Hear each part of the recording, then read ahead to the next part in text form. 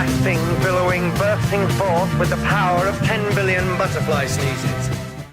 I'm Tom Bain, and this is Wine, Money, and Song. If you're interested in wines and wanting to find out the best values, please subscribe.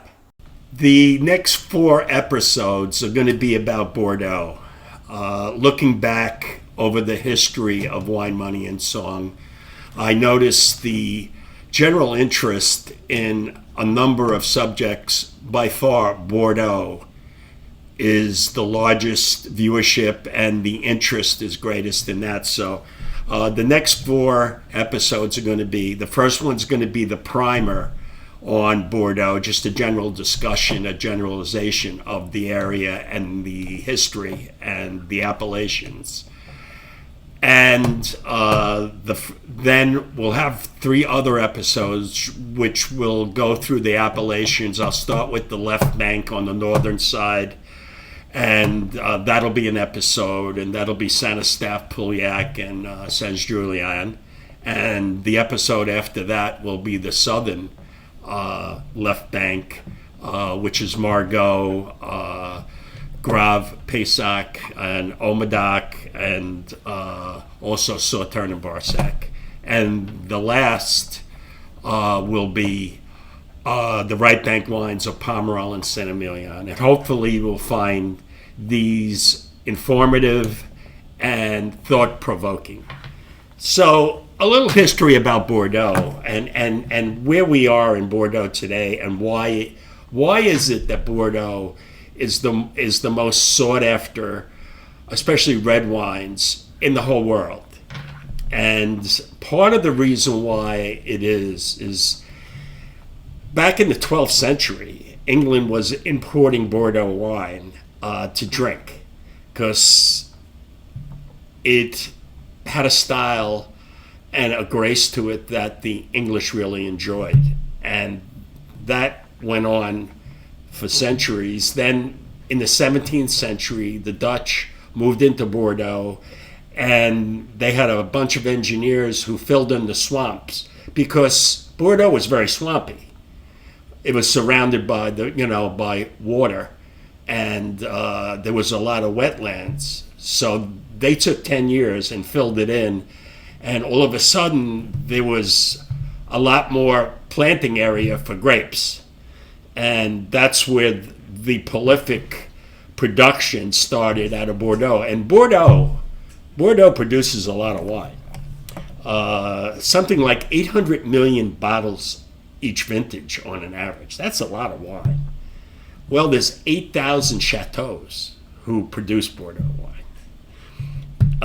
Most of that's red wine.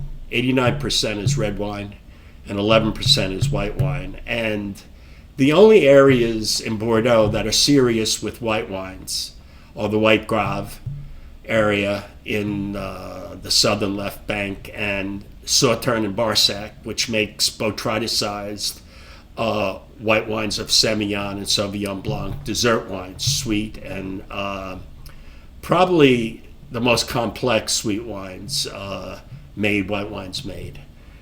And that's the history of Bordeaux. They've been making really good wines for centuries. And personally, with myself, I remember when I moved my wine cellar from California to Boston area, I unloaded all the wines. I had them all stacked up nice. It was a nice move. And I had about 500 cases or something like that. And I looked all through my collection, and I noticed 90% of that wine I had in my cellar was Bordeaux. And what kind of a wine expert am I if I only drink one type of wine? So the last 10 to 15 years, I've been buying wines from other countries. I still buy Bordeaux, but I don't buy it like hand over fist. I'm very selective what I buy now for a number of reasons, because I have such a large amount in my cellar, but also because the prices are so high. And I'm very, very particular of what I buy now because of price and because of what I have.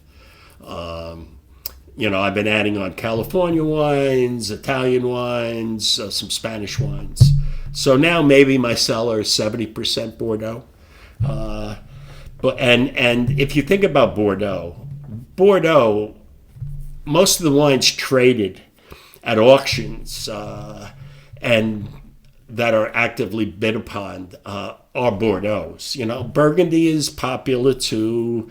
The other wines are popular, California wines, but Bordeaux is still the benchmark when it comes to red wines, and it's highly valued by wine drinkers, but also collectors.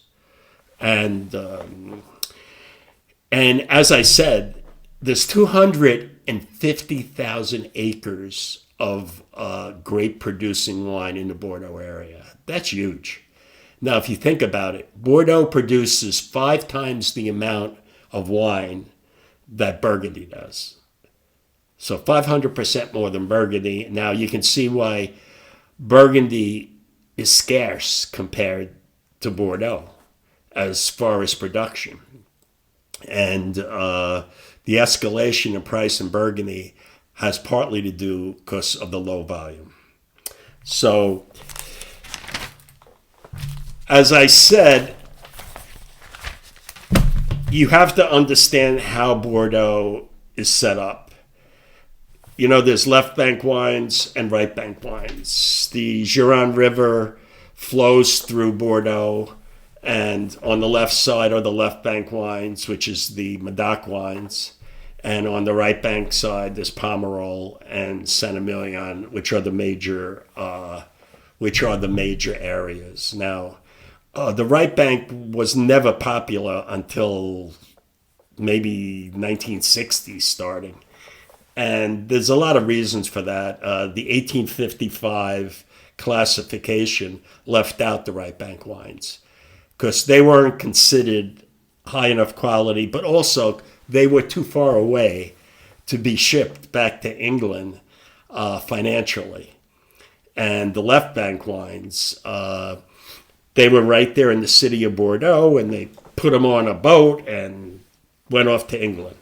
And that's part of the reason why only the left bank were considered in the 1855 classification, which was done by Napoleon III in 1855, and it categorized all the vineyards on the left bank of Bordeaux on quality and pricing. Now, the left bank wines start from north to south. Saint-Eustache is the most northerly of the left bank wines, and it has heavier soil than the wines to the south. And there's a lot of clay, heavier soil in Saint-Eustache. And then you go, next is Pauillac. And Pauillac has rich soils also. It's a little more mixed than what Saint-Eustache is. But the distinguishing thing about Pauillac is it has 3 first growths. It has Latour, it has Mouton Rothschild, and it has Lafite Rothschild. Then we move down to Saint-Julien.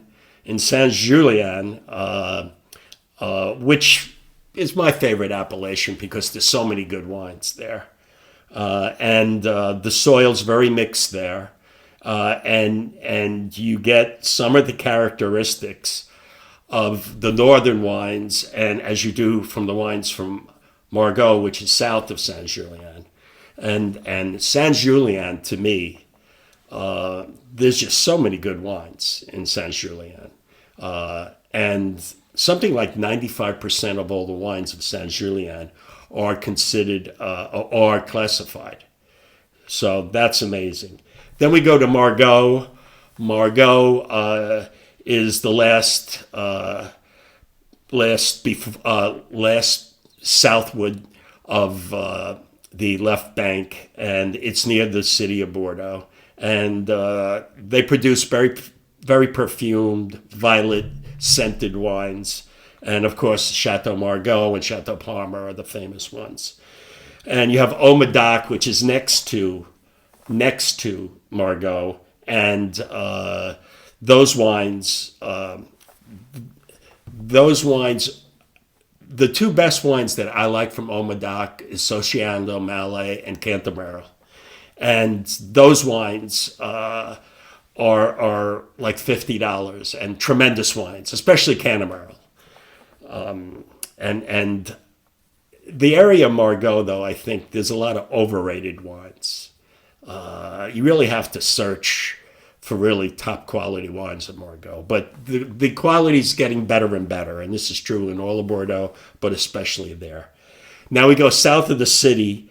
You have Grave, Pessac, which is very gravelly soil. That's why it's called Grave. The glaciers left an imprint on the soil there of just marine life. And the key thing about Grave, the soil drains very well. And in very hot vintages especially, the gravel reflects the light off of the back to the sky. And also at night, the rocks release the heat of the day, so it's cooler at night. And of course, Chateau Aubryon and Le Mission Aubryon are the top wines from there. And then we go south, and I didn't mention the white wines of Grave. White wines of Grave, most people make a red wine and a white wine, and some of the most high quality wines like Aubryon Blanc and Pape Clement makes a white wine. Domaine de Chevalier makes a great wine, a white wine.